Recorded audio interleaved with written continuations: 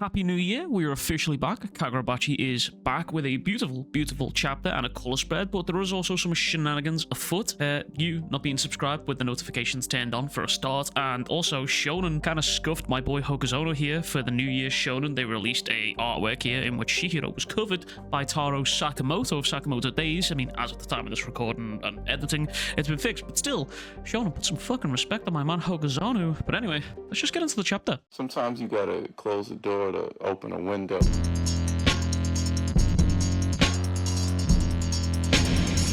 Also, apologize, bro. I'm a little bit ill today, bro. I'm just dying up in quarantine to the studio here. But anyway, again, as I mentioned before, my man Hokuzono has blessed us with a beautiful colour spread here, and the art style really reminded me of pop art, a very popular style of artwork from a few decades ago. I know all the unks in the audience here are probably like, oh, I remember that, and I had that on my living room wall.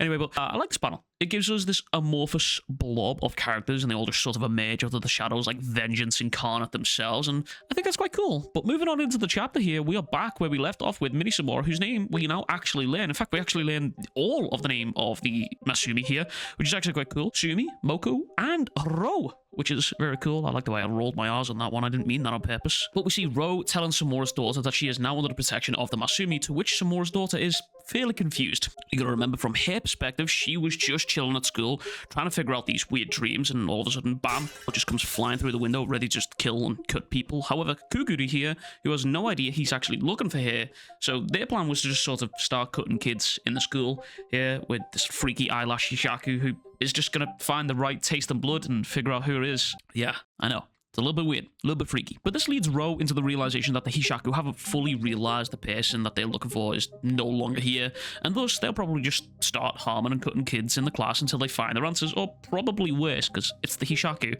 But you like motorbikes? Because so does Hokuzono. In fact, so does Sumi right here, and she ends up summoning a motorbike from a scroll, which actually reminded me a hell of a lot of Naruto and Dragon Ball here, the little capsules that you saw in Dragon Ball, and then obviously just summoning shit from scrolls in Naruto, which is, you know, very on brand here. But not only that, there's this sequence that follows heavily here that reminded me a lot of the Matrix. Your boy's been rewatching the Matrix trilogy right here. Really stellar action films, by the way. If you haven't already, you should probably go and watch them. But as I mentioned before, and will continue to mention many times in these Kagurabachi reviews, Hokuzono is definitely an action film fan, 100%. But this sequence that follows reminded me a lot of the highway chase of Trinity being chased by the agents while trying to protect the Keymaker and the highway, and you got that really fucking awesome soundtrack from Juno Reactor called fucking Mona Lisa Overdrive. And if you haven't already, I suggest you go and listen to that, because that's like a 10-minute epic song. I'm getting off tangent here, I'm ranting. But before we get into that sequence here, there is a small brief exchange between Chihiro and Kuguri, in which Kuguri asks Chihiro if he's ready to die. Obviously, this guy, he doesn't know just how far Chihiro's willing to go for his goals here. I mean, this man has literally been through struggles in recent times, and probably Kuguri does know about this, but maybe he doesn't. However, it's still there's this little moment right here that I want to dive into, because one of the students exclaims that that's the killer from the Kabuki play, and he's referring to Chihiro and Chihiro's fight against Hirohiko. And a core theme of that fight was Hirohiko explaining to Chihiro that from the perspective of everyone else that he fights to save, his actions look no different from that of a monster or a murderer. And this is something that sort of sticks with Chihiro's mind here, because even though he doesn't like it, he knows sort of deep down that he's right. He's right. These people who see him fighting, they have no idea he's fighting to kill these bad guys. They just see a ruthless swordsman doing whatever it takes to get the job done. And that culminates in Chihiro's distraction during this little deadlock, this little interlocking of blades between Kuguri to lead, and it also leads Kuguri to get away and sort of be annoyed, which we'll circle back to in a minute.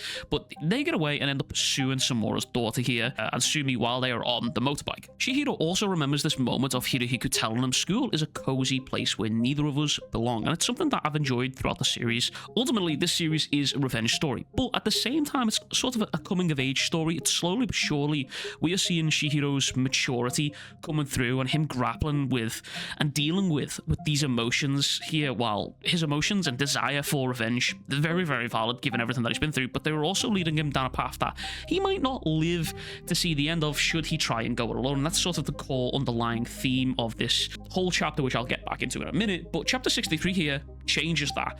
It's reinforcing the idea that no matter how hard Chihiro tries, he sort of isn't alone in this fight and is instead surrounded by strong allies ready to help him.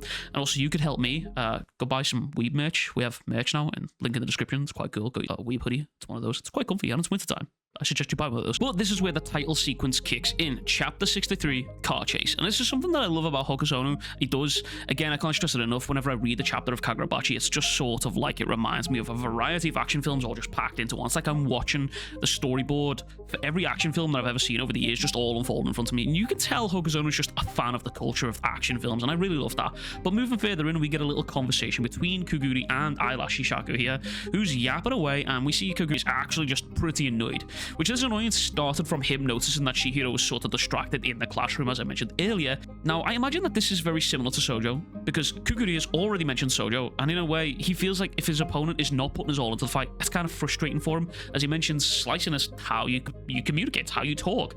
So he likes to talk via a fight, and that's kind of how Sojo operated. Now, I also wonder if Sojo and Kuguri are related in some way. It's another detail that I wanted to point out, because in chapter 61, Eyelash Shishaku is sort of concerned about Kuguri carrying the enchanted blade, a blade that we didn't actually get to see, but Kuguri's talking about how Sojo told him that if he carries it, he gets to be closer. So I wonder if there's some sort of connection, friendship, brotherhood, who fucking knows. But in chapter 62, we see Kuguri arrive at the school, and that enchanted blade that he had is no longer there.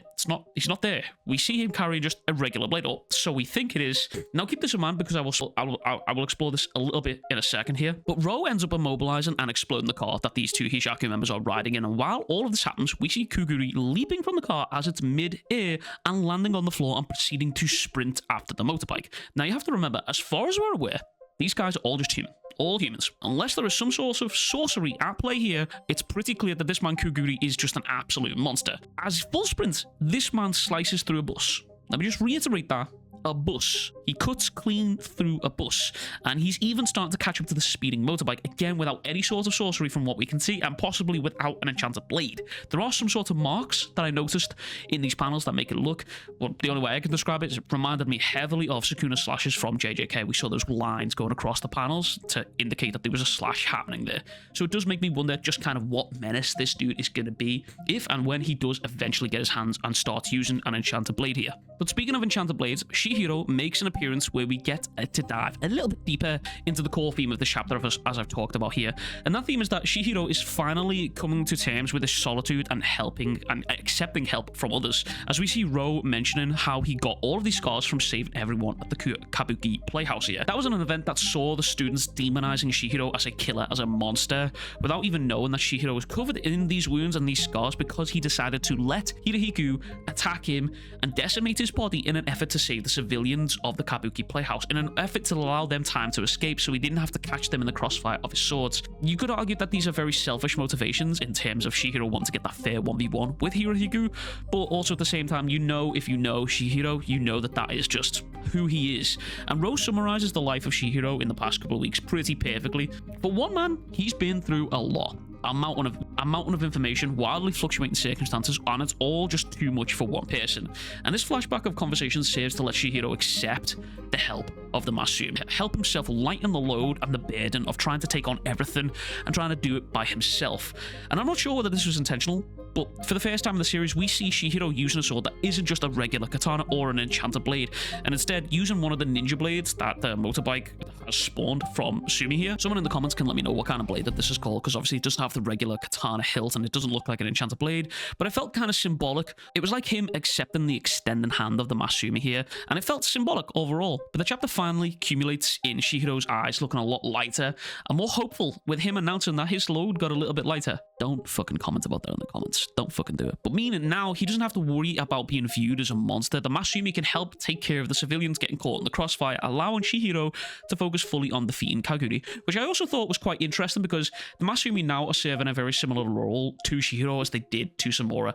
They help Samura by basically just getting people out of the crossfire and being silent and letting Samura do his work, and they're kind of now doing the same thing for Chihiro, getting the civilians out of the way and letting him do his work, letting him do what he he does best. And there's something that I've really enjoyed about Kagurabachi recently is the visual storytelling. I know I always harp on about it, but it does genuinely feel as if every chapter Hokuzono is leveling up and learning more and more about how we can present the themes of these characters and the chapters and the overall stories into these panels through the visual storytelling aspect of it. And that's something that I genuinely love. I nearly just carried on saying the word genuinely. You ever get stuck in one of those loops where it sounds like a word's really good and you just carry on saying it? Maybe that's like an OCD, ADHD thing. I don't fucking know. But anyways, that's everything from me. Unfortunately, we are on a break for 2 weeks now due to Shonen celebrating the new year, I think. I'm not sure. I know the Japanese celebrate things a little bit different and the work ethic and the work culture is a little bit stranger over there. Hardworking. I don't fucking know how to pronounce that word. I don't know what I'm saying. I'm waffling. Anyways, that's everything from me. Make sure to like and subscribe. Support me on Patreon because it does help. And as always, I will catch you guys all in the next one. Shout out to all the members and the Patreons. And I will catch you guys all in the next one. Much fucking love. Big fucking kisses. Peace.